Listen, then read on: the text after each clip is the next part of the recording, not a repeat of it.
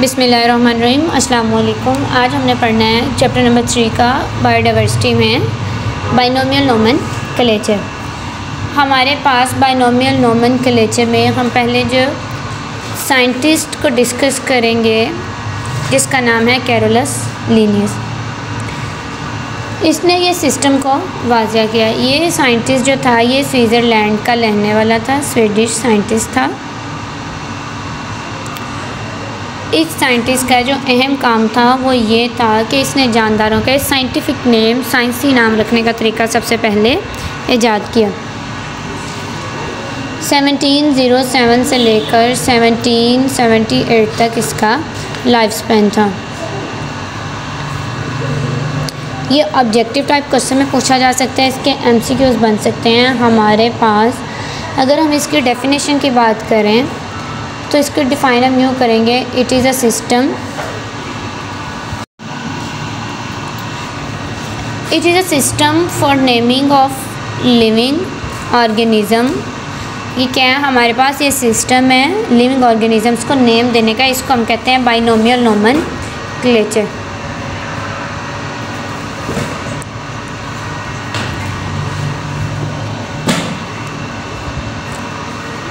अब ये क्यों कहलाता है, क्योंकि इसके मुताबिक जानदारों को साइंसी नाम दिए जाते हैं, वो 2 हिस्सों पर मुश्तमिल होते हैं। इसकी फ़र्दर डिटेल्स क्या हैं, इसकी अहमियत क्या है, इसके असूल और ज़वाबित क्या हैं, इसके फ़ायदे क्या हैं, इसके मिसालें क्या हैं, ये हम अभी डिस्कस करते हैं। अगर सिग्निफिकेंस की बात करें तो number 1, same name different organisms के। ब्लैक बर्ड का लफ्ज़ इस्तेमाल होता है क्रो और रेवन के लिए। ये 2 परिंदे हैं स्याह रंगत वाले, जिस बुनियाद पर इनको ब्लैक बर्ड्स का नाम दिया जाता है। ये कॉमन नेम है, इसकी कोई साइंटिफिक लॉजिक नहीं है। पहला था सेम नेम, अब हम बात करते हैं डिफरेंट नेम की। Different name for same organisms. अगर हम इसकी मिसाल को डिस्कस करें तो इसकी मिसाल है प्याज। प्याज हमें पौधों से हासिल होता है। उर्दू में तो प्याज को प्याज ही नहीं कहा, यही कहा जाता है, लेकिन इंग्लिश में इसको अनियन, पंजाबी में गंडे कहा जाता है। वसल और बसल मुख्तलिफ़ लहजों ज़बानों में इसके नाम है। इसकी भी कोई साइंटिफिक हमारे पास लॉजिक नहीं है। एक साइंसदान के लिए मुश्किल है एक जानदार के इतने सारे नामों को याद करना। अब उसके बाद जो अगली हमारे पास है पॉइंट, वो है common name without scientific logic. जैसे स्टारफिश, क्राईफिश, जेलीफिश, इनकी कोई साइंटिफिक लॉजिक नहीं है। इन सब प्रॉब्लम को जहन में रखते हुए इन तमाम मसाइल से निजात हासिल करने के लिए कैरोलस लीनियस ने एक मुतारिफ़ करवाया जिसको हम कहते हैं बाइनोमियल नोमेनक्लेचर। एक तरीका मुतारिफ़ करवाया जिसको हम कहते हैं बाइनोमियल नोमेनक्लेचर। ये जो बाइनोमियल नोमेनक्लेचर है ये हमारे लिए मददगार है साइंटिफिक नेमिंग देने में।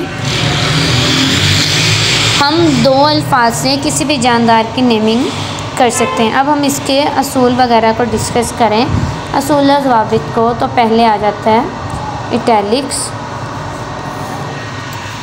या अंडरलाइन। अब जो हमने वर्ड लिखना है या तो हमने उसको इटैलिक फॉर्म में लिखेंगे या हम उस वर्ड को अंडरलाइन कर देंगे। बाइनोमियल नोमेनक्लेचर के मुताबिक तरीका क्या है कि जो भी नेम लिखा जाता है या तो वह इटैलिक्स में लिखा जाएगा या उसको अंडरलाइन करेंगे।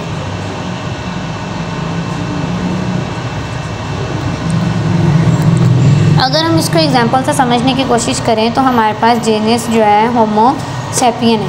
स्पीशीज़ जो है ह्यूमन में उसको हम कहते हैं होमो सैपियन। अब हम हाथ से इसको लिखें तो हम इसको अंडरलाइन कर देंगे। हम अगर इसको कंप्यूटर में लिखें तो हम इटैलिक्स में इसको लिखते हैं। अब जो साइंटिफिक नेम है वो हमारे पास 2 पार्ट्स पे मुश्तमिल होता है। अब उनमें से जो पहला हिस्सा होता है वो हमारे पास जेनेरिक नेम होता है और जो दूसरा हिस्सा होता है हमारे पास, वो हमारे पास स्पीशीज़ कहलाता है। अब जो हमारे पास स्पीशीज़ का नेम है उसमें कैपिटल लेटर यूज़ नहीं होता, उसमें सारे लेटर स्मॉल होते हैं। लेकिन जो जेनरा है उसका फर्स्ट वर्ड जो है वो हम कैपिटल लिखते हैं। पहले क्या हमने पढ़ा कि पहला रूल इटैलिक्स या अंडरलाइन कर देना है।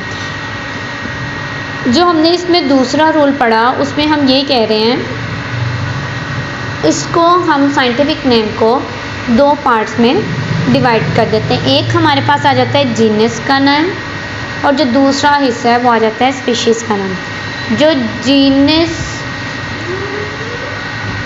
का नाम है वो हम वर्ड कैपिटल से लिखते हैं और जो स्पीशीज़ का नेम है मतलब होमो सैपियन में वो ऐसा वो स्मॉल आएगा।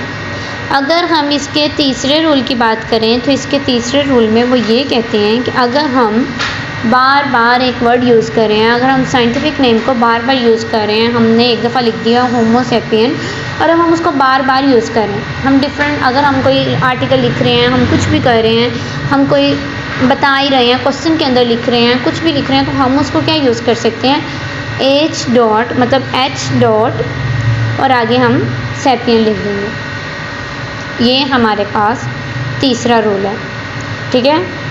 इसमें तरीका ये है कि जेनरिक नेम का पहला कैपिटल लेटर और बाकी स्पीशीज़ नेम सारे का सारा और वो स्मॉल में आते हैं। ये हमारे पास रूल्स हैं साइंटिफिक नेम को लिखने के लिए, किसके, बाइनोमियल नोमेनक्लेचर को। बाई कहते हैं दो को, नोमन कहते हैं, नोमियल कह रहे हैं नेम को, ठीक है, बाइनोमियल नोमेनक्लेचर। अब अगर इसकी एग्जांपल्स की बात की जाए तो इंसानों का साइंटिफिक नेम क्या है, होमो सैपियन।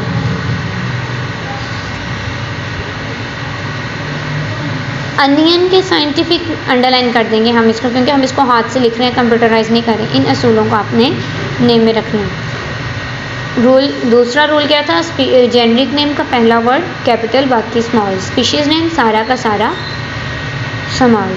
अगर अनियन की बात करें, प्याज की, तो उसका जो साइंटिफिक नेम हमारे पास है वो एलियम सीपर। अगर हम पी प्लांट, मटर के पौधे की बात करें तो उसका जो साइंटिफिक नेम है हमारे पास वो है हमारे पास पिसम सेटिवम। इसी तरह हमारे पास डिफरेंट एग्जांपल्स हैं जो हमारे पास मज़ीद, अगर हम बात करें सरसों के पौधे की, जो हमने चैप्टर नंबर 1 में पढ़ा मस्टर्ड प्लांट में, जिसको हम उसको कहते हैं ब्रेसिका कंपेस्टर। हमने फ्रो का साइंटिफिक नेम पढ़ा कि उसको हम राना ग्रीना कहते हैं। अगर हम क्रो के साइंटिफिक नेम की बात करें तो क्रो का साइंटिफिक नेम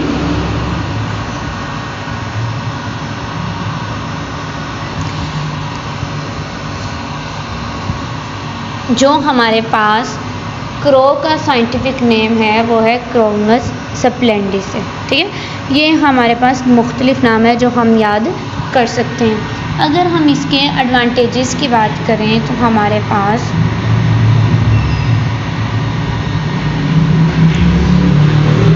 बाइनोमियल, इसका हमें फ़ायदा ये है कि इसकी मदद से हम किसी भी जानदार के नाम को रिकॉग्नाइज कर सकते हैं दो हरूफ को इस्तेमाल करके। वो हमारे पास जेनरिक और स्पीशीज़ नेम होते हैं। इसकी मदद से हम जानदारों का मुताला बेहतर अंदाज से कर सकते हैं। इसकी मदद से हम जानदारों को रिसर्च पर्पस के लिए इजीली अंडरस्टैंड कर सकते हैं। इसकी मदद से हम जानदारों पर स्टडी करना आसान बना सकते हैं। Through this we can recognize organisms easily. If we find two words, generic and species name, we can easily naming them.